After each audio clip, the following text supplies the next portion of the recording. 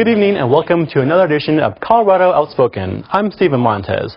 On tonight's show, we'll get you caught up on what's been happening in the LGBT community. We'll be talking to some folks who are testing a new HIV vaccine, and we'll be taking a look at a new art project that explores the beauty of womanhood. But that's not all. There's a hot community magazine available in Denver that you may not know about, and we'll be talking to the publisher and editor to find out all about it. Just a tip, yours truly is on the cover and in the fashion section of the August issue. Also, we're welcoming a new underwriter to our show this month. We thought you ought to know about her. Finally, we've got an interview with two gay film directors, their latest movie, and of course, the bulletin board to keep you posted on what's going on.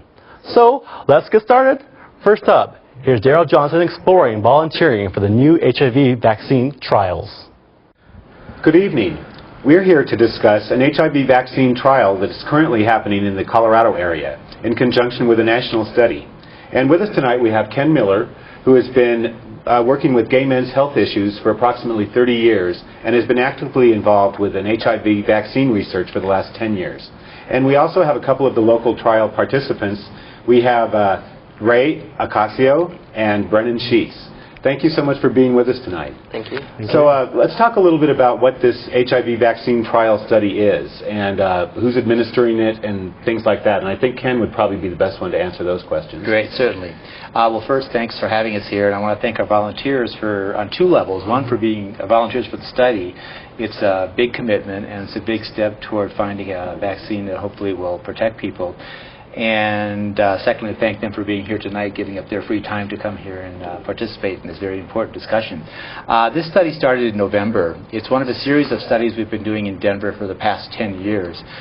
We've done multiple studies with different vaccine products, and this product has moved along the line very quickly, probably much more quickly than some of the other products, so it looks very, very promising.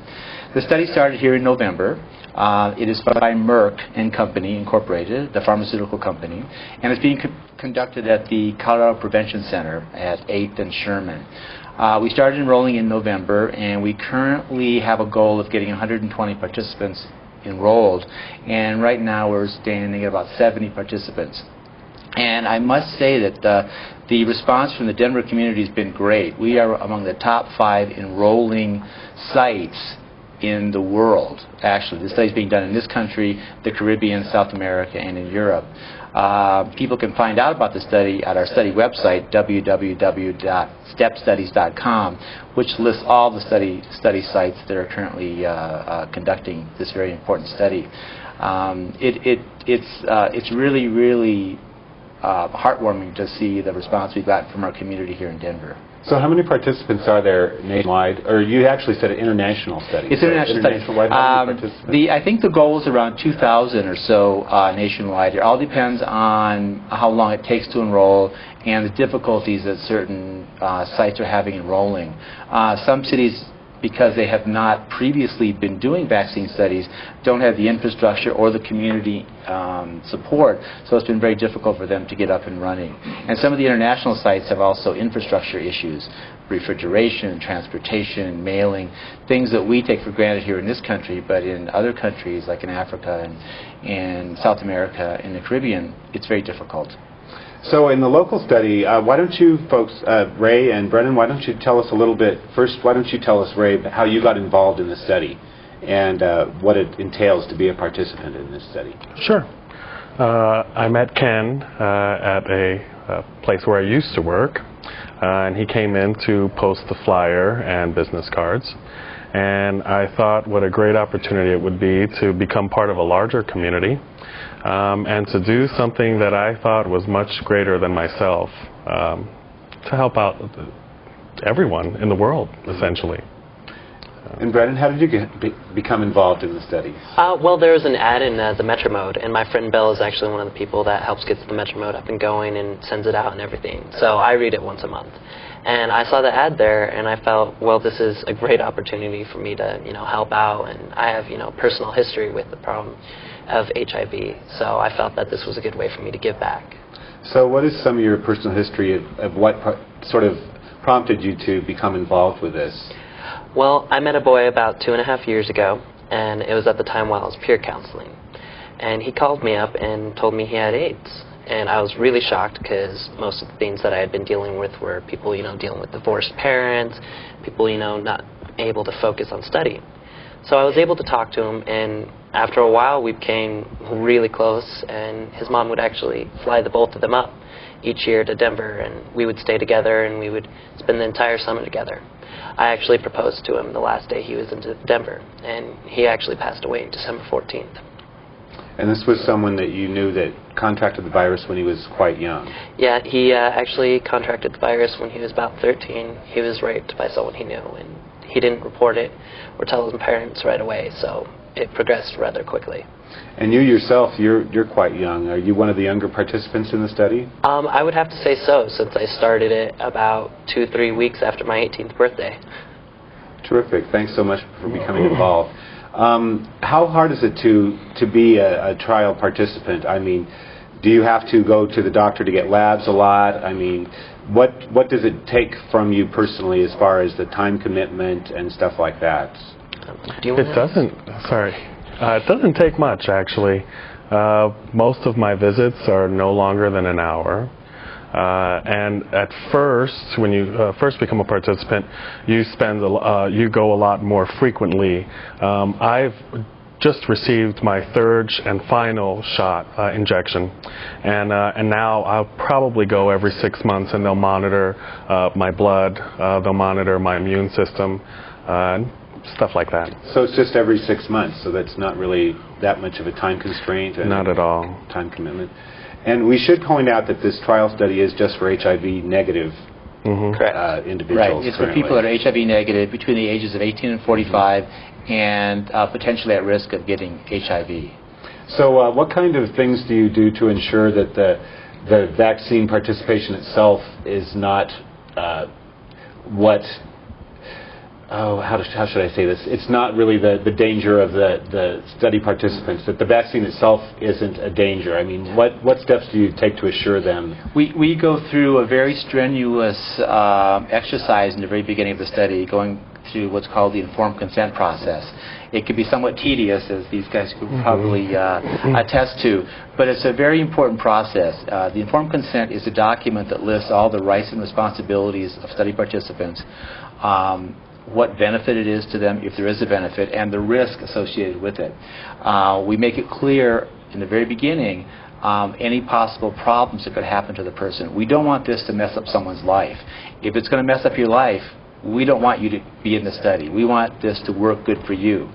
In terms of potential risk involved from getting HIV, that's a risk that we all kind of live with in the gay male community. And some of us deal with it better than others. But there's no chance of getting HIV from this vaccine. This vaccine product is made from particles of the HIV virus that they've taken off. So it's not a live virus, it's not a whole virus, it cannot replicate. They've taken the viral particles, put them into an adenovirus, which is a virus that causes a common cold. The theory behind that is that's going to stimulate your immune system on a couple levels. One, on the cellular level, to produce cells that will attack cells that have the virus in, and one on the antibody level, so it'll attack the antibodies will attack the virus if someone's exposed to the virus. Now, we don't want anyone to get infected in our study, and we really care about our participants. That's one of the reasons we need so many people in this study, is to get the numbers we need to see if this vaccine may or may not work in this phase 2B study. We have to have large numbers of people, because hopefully our counseling will help people stay safe, like these guys. But we know mistakes happen. Condoms break, people get caught in the passion of the moment, they may be high on drugs or alcohol. So it's these behavioral things that people just happen to go through that you're counting on exposing people to test whether or not the vaccine is actually working. Right. And I said that's one of the reasons we need so many people, because hopefully our counseling will help people avoid those situations. But we know we're human and we're all vulnerable and weak, and sometimes so you don't happen. in any way encourage study participants to engage in any type of unsafe behavior in order to expose themselves to the vaccine? No, definitely. And that's that was one of the big ethical issues that was talked about very, very widely when vaccine studies were proposed. is how can you test the vaccine if you don't give half the people vaccine and have placebo and then say go out and have on-safe sex. We don't want anyone to do that, but we know mistakes happen, and in theory it should happen equally in the vaccine group and the placebo group. So at the end of the study we could look at that data and see if there's a difference in infection rates. So if we do have some viewers watching this now that think this vaccine trial might be something that they'd like to participate in, how would they go about this? What's their next step? How do they contact you? The next step is to call us at the Colorado Prevention Center, 303-860-9900, and we make it pretty painless for people, I think. It's just a brief phone interview to see if they're eligible. If they're eligible, then we make an appointment for them to come in for, let's say, an hour to an hour and a half, physical, questionnaire, going through the informed consent, and then if everything comes back okay and they still want to proceed with it, we get them back in a week or 10 days for their first shot. Terrific. And then we follow them up. I keep telling people it's a long-term commitment. It's 5 years, so we get to know you really well over that course of 5 years.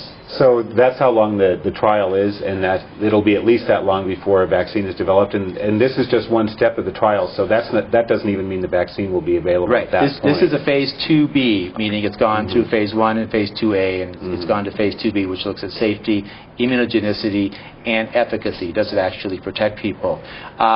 Sometimes studies can roll in from a 2B to a 3, which is the actual efficacy study, or they may start a new 3. But so we're still talking several years out. It's several years down the road, correct. To be developed. Correct. Terrific. Well, thank you so much for your information tonight, guys, and for your participation. Thank you. Thank you. Thank you. Over the ages, many artists have been fascinated by the beauty of the human body. Some of those artists have been focused exclusively on certain body parts. In that tradition comes a couple of local artists who are exploring the beauty of a part of the female anatomy that makes a woman a woman. Our Ann Lincoln had a chance to talk to Terry Lynn Moore and Lori Fournier about their work called The Pussy Project. Terry, Lori, the Pussy Project has nothing to do with cats. It has nothing to do with cats. I have had a couple of ladies ask me that, however. Oh, so this is about kitties? No. The Pussy Project started when we went to see the Vagina Monologues, and we went to the Auraria campus production a couple of years ago, and there were no vaginas in the lobby on display, just lots of, social event things. So I went to the director and I asked if I could do some pussy portraits for the production, and she let me do it for the next year. And so I actually started with the cast members of the Vagina Monologues, and some of their portraits are here. So it has grown, and now we're doing pussy portraits for any woman that models for us, and the goal is to do 100 women in Denver before we take it on the road. And Lori, how did you become involved? Terry and I were discussing it after the Vagina Monologues, and along with the cast members, I was one of the models. And then from there, we obviously needed a photographer, so that's how I got involved. Who chose the name, The Pussy Project? I did. It just seemed appropriate and a little bit irreverent. So I just had fun with that. How do you find models for something like this? And what's the reaction been when you've approached people about potential modeling? I asked my mom. That went over not so well. And I've just told her I'd work on her mom. I'll work on her. Yeah, I think that was fun. But I've just been asking people. Laurie asks people. We go to dance classes, and she models as an art model. And I just ask people. I ask people at my job. I ask people at the shopping mall. And I do the same thing. It's pretty much word of mouth. A lot of the art students that I model for are very interested in seeing the show. I think probably our biggest shoot day was 17 women on Mother's Day. Wow. So it was a very, very nice gift to give to these women. They were our models, our queens for the day. And everybody tells everybody that they got to pose, and other people call up and volunteer after that. Yeah. So it's a really positive experience for the women. A lot of them have said it's been transformative because a lot of women have felt like their genitalia was unattractive or off limits, and this has been a way to reclaim that and be proud. We've done African American, Hispanic, white. We did a genderqueer where she still had her female parts from birth, but the rest of her through hormones had been changed to male. Very, very interesting. Also, we have done a transsexual where he originally had been fully changed to female. So we're pretty much open-minded to everything, everyone. It's just the beauty that we see. It's been a humbling experience for me. I am amazed at how many women I have waiting to be photographed, and I have so many on film right now that I can't keep up with the amount of painting that I have to do. So it's just become its own. It's got its own life. And what have the reactions been to people that have seen the artwork aside from the models? I've gotten really amazing responses. People go, well, what is it? Or, wow, it's so in your face. And why is it doing that? So there's a lot of different reactions. But I think everybody gets that it's meant to be respectful and beautiful. How would you answer a critic that says any close-up photography and then turned into artwork, genitalia like this has got to be pornography of some sort? For me, pornography is when genitalia is used as a target. Like if you look at the porno books, women's genitals are portrayed as some place. It's a target. It's some place to head for. It's used. It's something to be used, and this is not even close to that. This is about beauty, functionality, honor, reverence, respect. And honor. Yeah, absolutely. All that. Yeah. Do you expect any negative reactions, protests, or people being offended in any way? I don't expect any protests. I guess that's a little naive. Yeah, I fully don't expect that. I do expect people to say, you know, this is crap or whatever they may say. I expect people to have their own opinions, and they're entitled to that. But if you knew how much respect and honor goes into this, that's not going to hold water anywhere. One of the things that Terry always says is, if you look at a man naked, you don't have to look very far to see all of him. If you look at a female, the only way that you can truly look at her fully is if she allows you permission. So all the women who we absolutely adore for doing what they've done for us have given us permission to see them. And to us, that is something so sacred and just so beautiful and so honoring to the model as well as to us. The art is good. The art is beautiful. And I would love to share that beauty with anyone. And that's my invitation. Come and see the beauty that these women have shared with me. So, Laura, you take photographs, but the photographs are not on display at all. They are based for the work. So take me through the production stage. The model does have the choice to put their photograph along with their art piece. Most don't. But it's definitely up to the model. Some of them want their name with it, some of them don't. So you do a photo session with her, give the results of those photos to Terry Lynn. Exactly. And then Terry Lynn. So we actually sit down together and we go through the photos and look at each one of them and figure out which one is going to be the best for me to create artwork from. And Lori has an amazing eye. So when she finishes with the photos, I always get something that I can use. And even if I feel challenged with finding something, she's able to point it out, and I'm able to paint from that point. So then I start painting, and we talk about what I'm putting on canvas, and she gives me ideas, because a lot of times I get stuck, and we'll discuss it, and I'll say, I'm stuck right here, and what do you think I should do? And we walk each other through the process of my painting. The painting is not strictly me, it's us.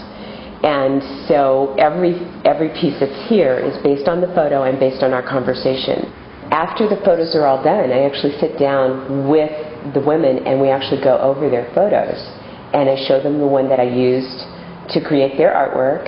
And that is really that's a fun session when we actually sit down and go over the photos, because a lot of women have never looked at themselves that closely. Lots of women don't even know the names for all the parts. So I educate, we go over names of parts, and I get educated as well because a lot of the people that have participated are tantric sex teachers and they have a lot more education than I do about this, but we all grow in knowledge with this. And when women look that closely, that have never seen their own genitals up close before, they're surprised. They're noticing the different colors, they're noticing the different shapes. They're finding out where their clitoris really is.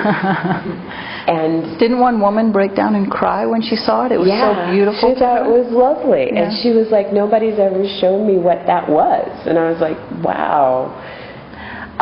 Well, the art pieces that I'm seeing around are not going for a realism, exact detail. There seems like more mood. What are you looking to portray?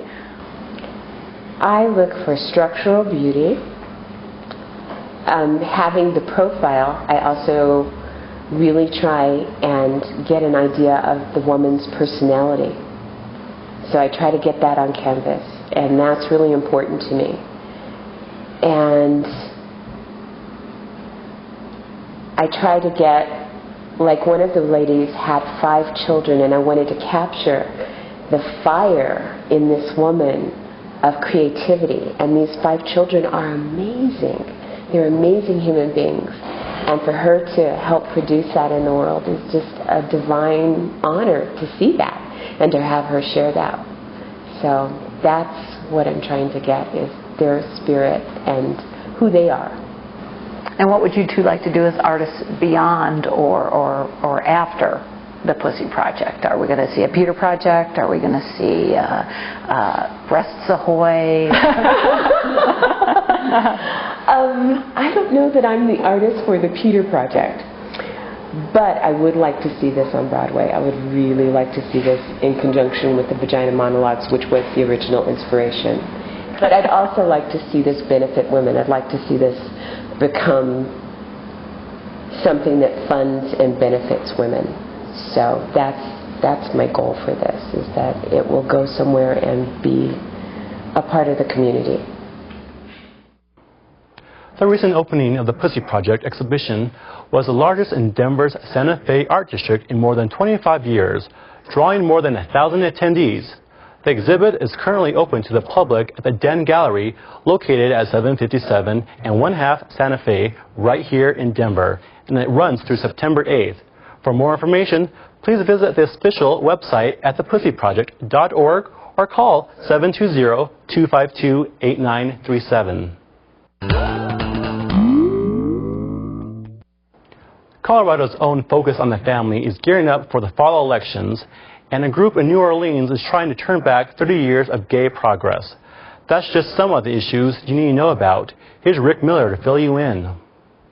An Alabama Democratic Party subcommittee has been scheduled to investigate a challenge to Patricia Todd's successful campaign to represent a Birmingham district in the Alabama legislature. The challenge alleges various campaign improprieties involving late filings, financial disclosures, and other matters. However, the hearing was delayed because a proper committee had not been established to hear the issue. If seated, Todd will become the first openly gay person to hold elective office in the state. Jolie Justice, who won the recent primary for a state Senate seat in a heavily Democratic district in Missouri, seems likely to become the Show Me State's first out senator. Justice joins winning LGBT candidates in Alabama, Arkansas, and Oklahoma, who are set to become the first out legislators in their states.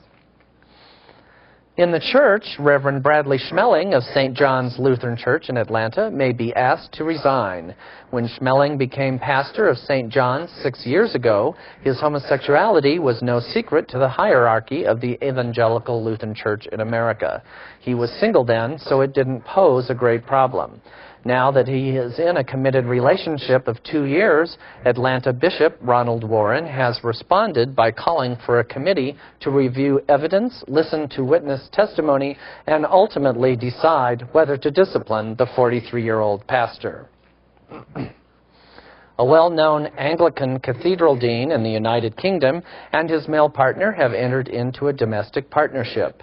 The Very Reverend Geoffrey John, the Dean of St. Albans, who was forced to resign as Bishop of Reading in 2003 because he is gay, officially registered his relationship with another Anglican priest, the Reverend Grant Holmes, last week, London's Daily Telegraph reports.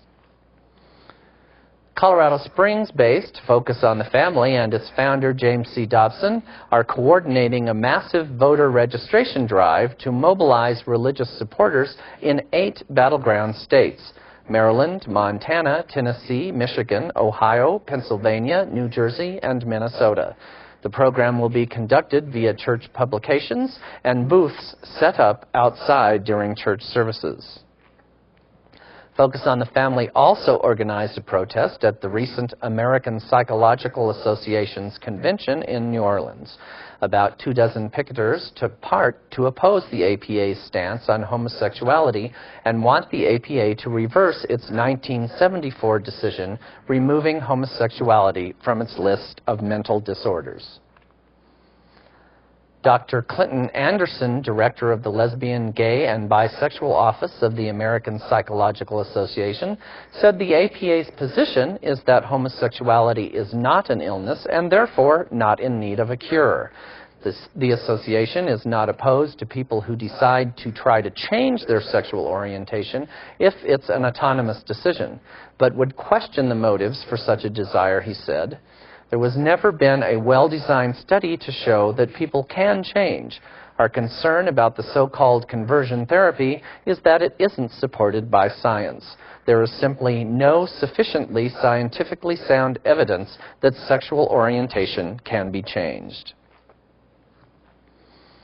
HIV hides out inside people's intestines, researchers say in a report that offers new understanding of the incurable infection. The virus replicates in the lining of the gut and does much of its damage to the immune system there, according to the Department of Medical Microbiology and Immunology at the University of California, Davis. The report in the Journal of Virology said the study was the first to explain why the drug cocktails taken by HIV patients so often fail to work completely. Several U.S. and international AIDS groups have launched a new nonpartisan website focusing on the role of AIDS issues in the upcoming November elections. The site at aidsvote.org includes the various candidates' positions on HIV policy issues, as well as tools meant to educate voters and candidates about domestic and international AIDS issues.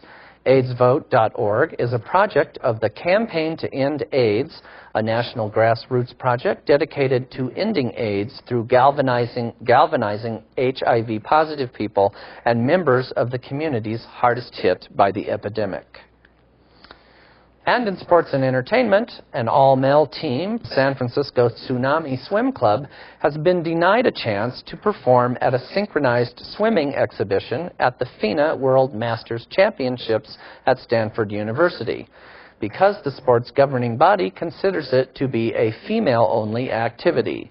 The Tsunami team has competed at national competitions, the Gay Games, and the International Gay and Lesbian Aquatics Championships. A Closer Walk, the critically acclaimed documentary narrated by Glenn Close and Will Smith, will make its U.S. television debut on PBS on August 31st. The documentary was filmed on continents over a period of 3 years and depicts the realities of AIDS worldwide, exploring the relationship between health, dignity, and human rights.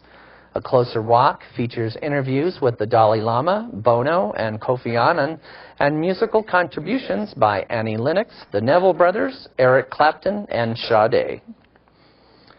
Actor John Mahoney, best known as Frasier's dad, will play a drag queen trying to assume legal authority for his dying partner's medical care in the upcoming season of ER, reports the New York Times. The series will have its season premiere on September 21st on NBC. Until next time, this is Rick Miller for Colorado Outspoken.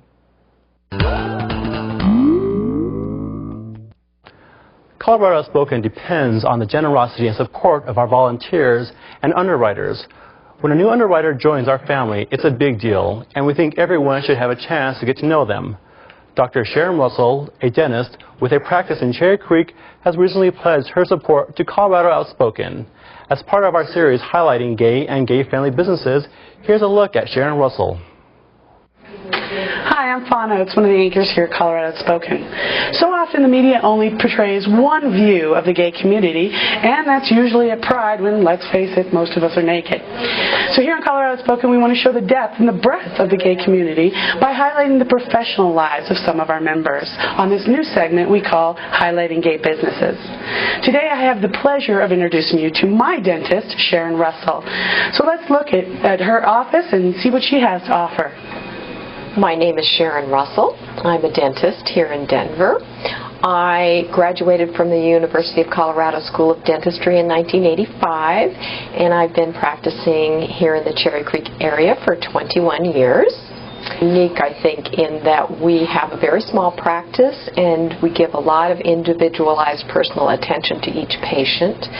We deal with a lot of phobic patients. Many people have had unpleasant dental experiences in their past, and many of our patients in their former life did not look forward to coming to the dentist. We like to think that now they do, or at least don't mind it quite so much. We know that many people their favorite place is not the dental chair. So our goal is to make them more comfortable and to assist them in bringing their mouths to a state of dental health by teaching them ways to keep their mouth healthy. Once the work is completed, then hopefully, and in most cases, they do not need any more dental care for many decades. They just need to come in for their regular cleanings. Of course, we want to make everyone into a born-again flosser, and we are not always successful in that, but we like to think that we have a lot of fun with our patients, and they have a lot of fun with us, and it's a little more relaxed and pleasant dental experience than maybe your average. We have, of course, a lot of members of the GLBT community as patients. We have many, many lesbians. As I was first coming out, I think patients just picked up on that, and my lesbian patients sent their lesbian friends, and I think they knew I was gay before I knew I was gay. That was fine. And we have members of the transgender community, gay, lesbian, bisexuals. I think people sense that we are comfortable with all these members of the community, and so they're comfortable coming. Thank you for joining us. I'm Fauna, and if you want your gay business highlighted on Colorado Outspoken, please call our Lambda line at 303-861-0829. Colorado Outspoken is an all-volunteer organization, but production of the show costs money. Money we receive solely from our underwriters. If you'd like to show your financial support of Colorado Outspoken, whether you're a business or an individual, we have a number of ways you can do that. In return for your support, we would gladly publicize your business or other activities on our show. For more information, please give us a call at 303-861-0829 or send us an email to sponsor@coloradooutspoken.org. You can also visit our website at coloradooutspoken.org and visit the sponsorship link.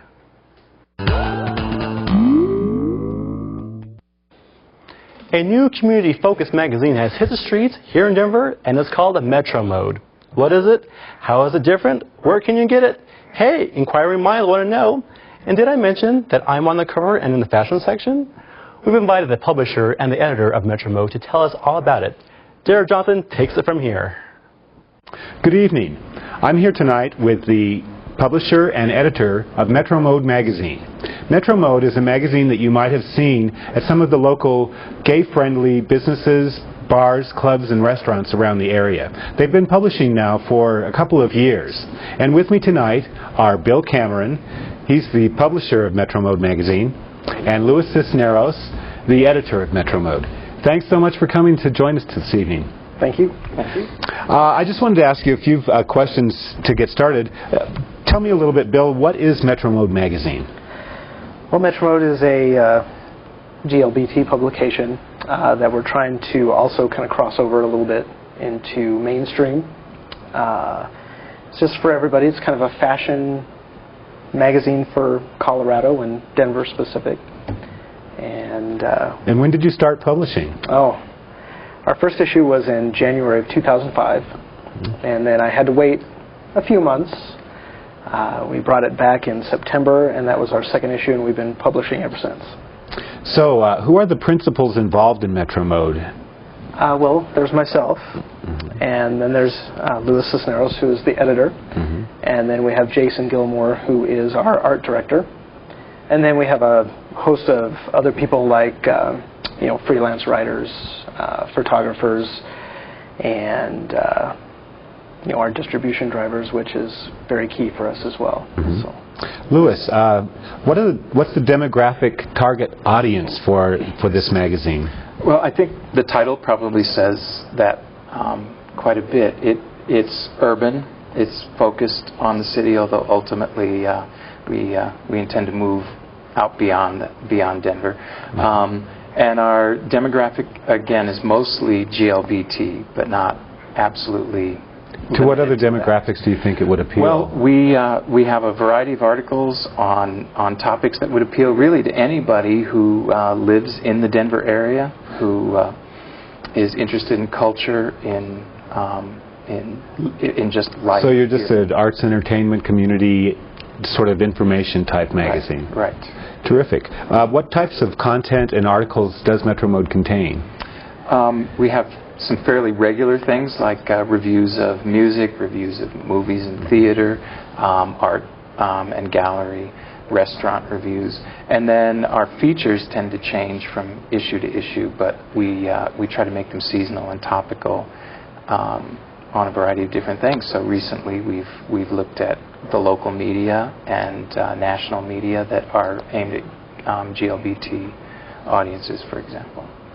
I did want to mention that the most recent issue that's currently on the newsstands features our very own Stephen Montez from Colorado Outspoken. He's on the cover and also in a fashion spread inside the magazine.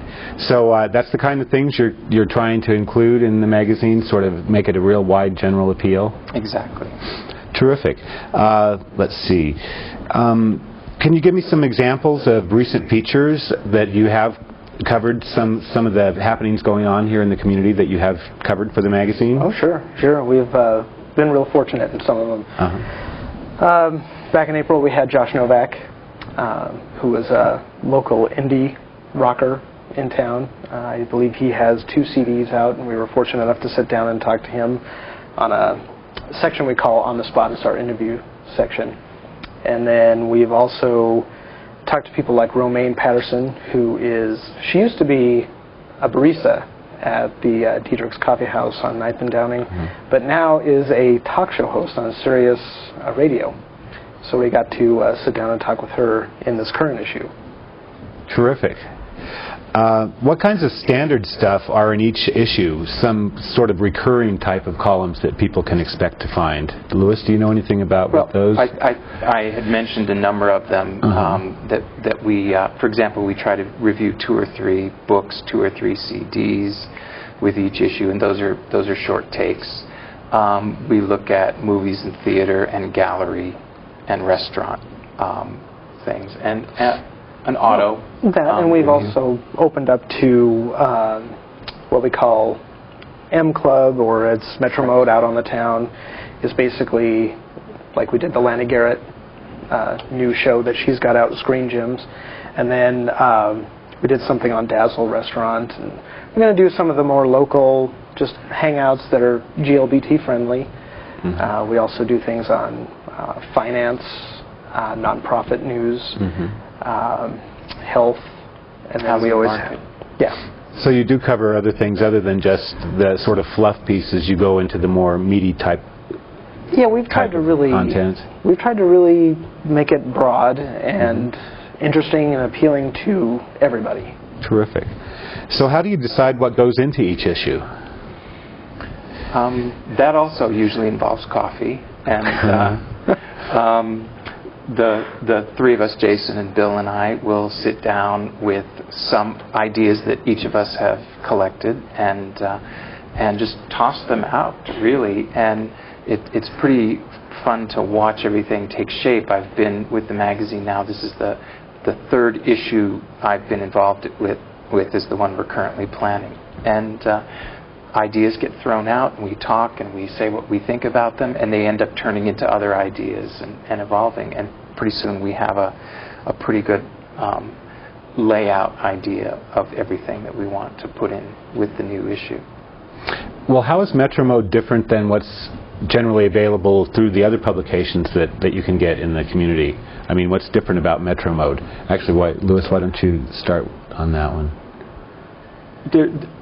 I guess I can't say there's any one thing that you could put your finger on. So, well, I think for me the most obvious thing is the look of it's a very slick-looking magazine. Exactly. It seems of higher quality than a lot of others. So we're definitely keeping the magazine format rather than a news sort of format.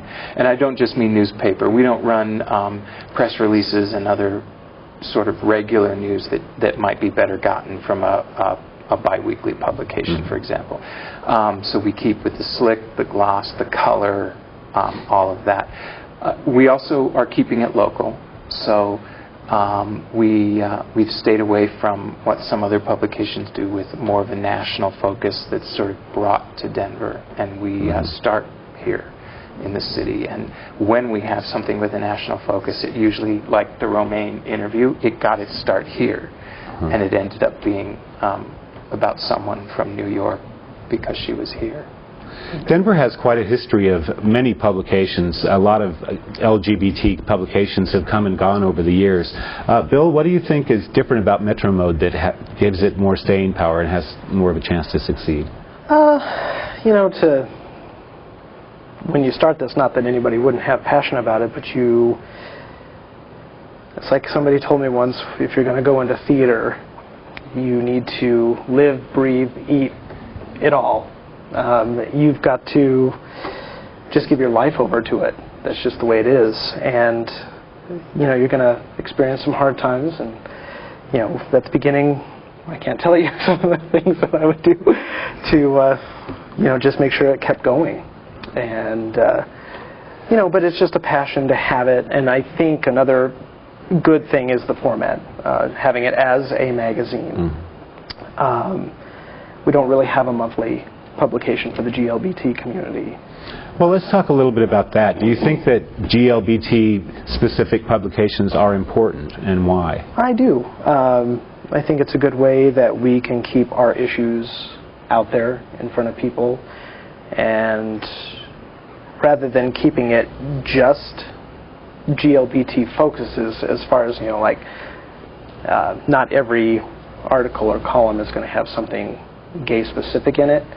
So where we have that mainstream appeal, so we can get out there and show other people that are not GLBT that we can, we're just the same.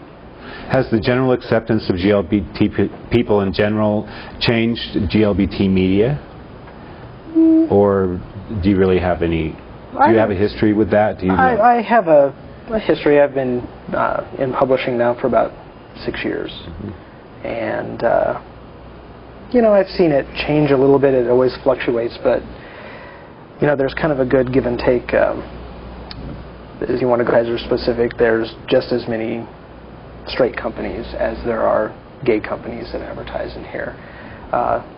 And, you know, I've seen many people down in Denver picking it up, reading it. I don't know whether they're GLBT or not, but they so enjoy it. How is Metro Mode available? How do people find it?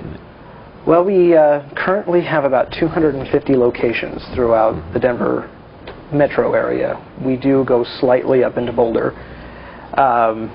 It's for free wherever you can find it. We do certainly all the gay and lesbian bars, many coffee houses, bookstores, restaurants. If someone doesn't want to get out and pick it up on a regular basis, you do offer a subscription, though, I understand. Oh yeah. We and we've had a couple people, especially from Pride Fest. We had people from Grand Junction come down. They've taken out subscriptions because they want to receive it up there, and that's kind of what that's really for. So the magazine is just funded through advertisements? Yes. What issues face GLBT-focused media with respect to attracting advertisers?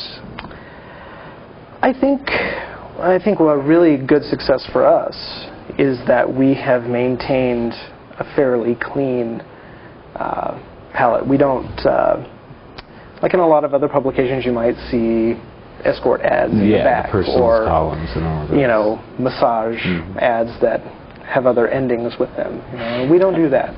So what sort of advertisers have you lined up? Mostly local advertisers, or do you have national advertisers in the beginning as well? we had local, and we still do. It's the majority of the publication. We are now starting to enjoy more national advertising, and that's only going to increase. Well, that's good. I guess they must think that Denver's a national focused market. So well, as I was told, they've been kind of waiting for a monthly magazine to come to town, so they're excited when we're excited to have them with us. What sort of future plans do you have for Metro Mode magazine? Maybe, Louis, you could address some of these. Well, one of the things we're looking to do is to expand the size of the magazine, if possible, with every issue, until we're able to include, all of the things that we've talked about. Because each month we have to set aside some things that we just know we're not going to be able to fit into the pages that we have available. And then in November, we are the official gay media sponsor of the Denver International Film Festival.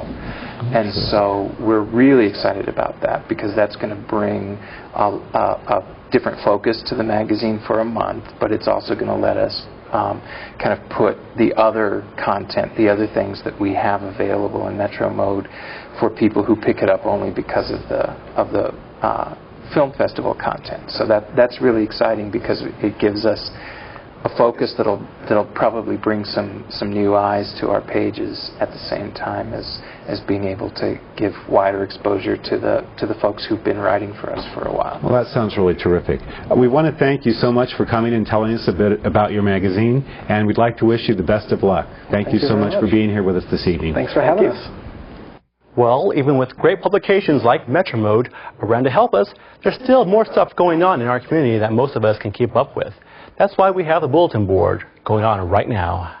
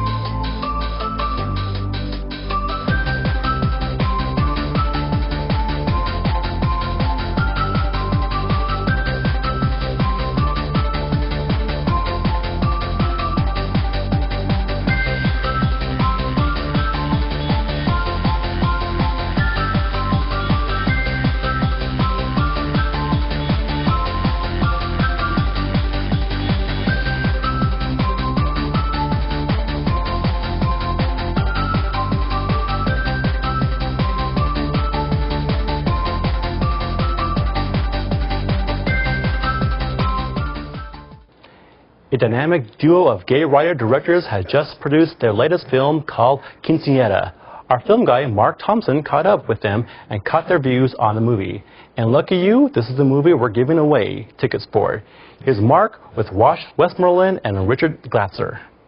The story of Quinceañera really started when we were invited to be the official photographers at our next door neighbour's quinceañera. And we'd been living next door to them for about 3 years and gotten to know the family and seen the girl growing up. We were greatly honoured to be asked. We didn't exactly know what a quinceañera was and what was involved, and we started to realise the incredible preparations and how elaborate it was going to be. We went down there on the day with our camera to take the official group shots. And we saw this, you know, sort of millennia-old tradition that had kind of adapted to, you know, 21st century American life. And we saw the kids doing all the formal ceremonies. But then we also saw afterwards, like, the adolescent hormones break free, you know, when everyone's kind of dancing at the reception afterwards. And Richard said to me, you know, this would make a great movie. So it involves all levels of the community. And it just seemed like that would be a really great focus for a movie about teenagers coming of age in this gentrifying neighborhood. With the Carlos character, we're kind of like thinking that we know, you know, people in our peer group who are like white couples who kind of fetishize hot Latin guys, which is great, you know, but we were sort of saying, well, let's look into, you know, is that person just a sex toy, or does that person have feelings too, and is it objectifying that person who, you know, in this case was kind of, it was his first sexual experience. Is that the kind of mentoring that, you know, gay men can give to each other, or, you know, we're saying, what's the three-way, like, from the point of view of the plaything, of the hot Latin guy? And what does it mean? What does it mean to want to have sex with somebody, but you never invite that person to the dinner party, you know? Well, I think we have a lot of gay credibility because we're really combining backgrounds in America's Next Top Model with backgrounds in porn. I didn't go to film school, I went to porn school. You know, I learned how to make films by going into the gay porn industry saying, you know, I don't really like much of what's out there and it can be a lot more interesting than this. And when two guys get together, lots of exciting things can happen. It doesn't just have to be the same old formulas. So I made a series of films that were kind of exploring different ways of putting sex on the film, and I had some success, especially with an early movie I made called Naked Highway. I think broke a lot of the molds of what you know, a gay porno should look like. No, when we made The Fluffer, that was Wash's script. I mean, I was sort of like the story editor of it, but it was his script and it was his world that we were documenting, and there was always this understanding that, like, if we had a disagreement about something, well, he knew the world better than I did, and I'd better listen, you know. And this was very much like, it was a 50-50 collaboration script-wise, and in terms of our knowledge of, or lack of knowledge of the world, you know, initially, the world we had to sort of learn from our actors about and our friends about. It was very much a 50-50 collaboration, and it was good that it worked out as nicely as it did, you know, because I think we found that, like, working that way is a really great way for us and for the film as well, I think. Because we're both obsessed with film, and then you kind of, you know, you get working on a film together and the film turns out good. It's kind of like, almost like, you know, having a kid together. It's like this. This one's an E, this one's a P. Ecco perché. Ecco perché.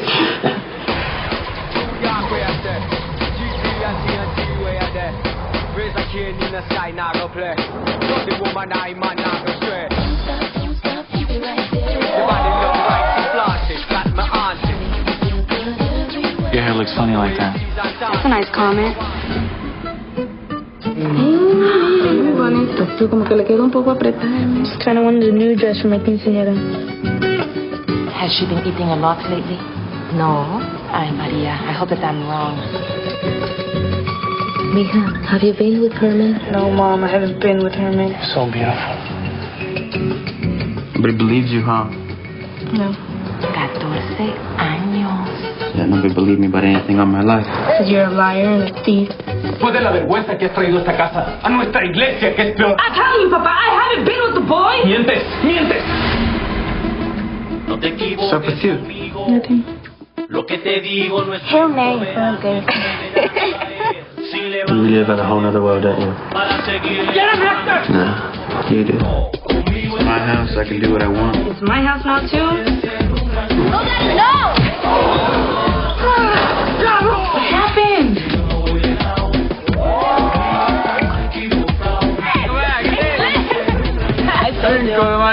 It's a special day for a quinceañera. Thank you everybody for showing love. If you'd like to go see this movie, why not give us a call on the movie line at 303-861-0829. We'll give a pair of free tickets to 10 randomly selected callers. Just leave us your name and phone number, and if you're one of the lucky ones, we'll call you back and let you know how to pick up your tickets.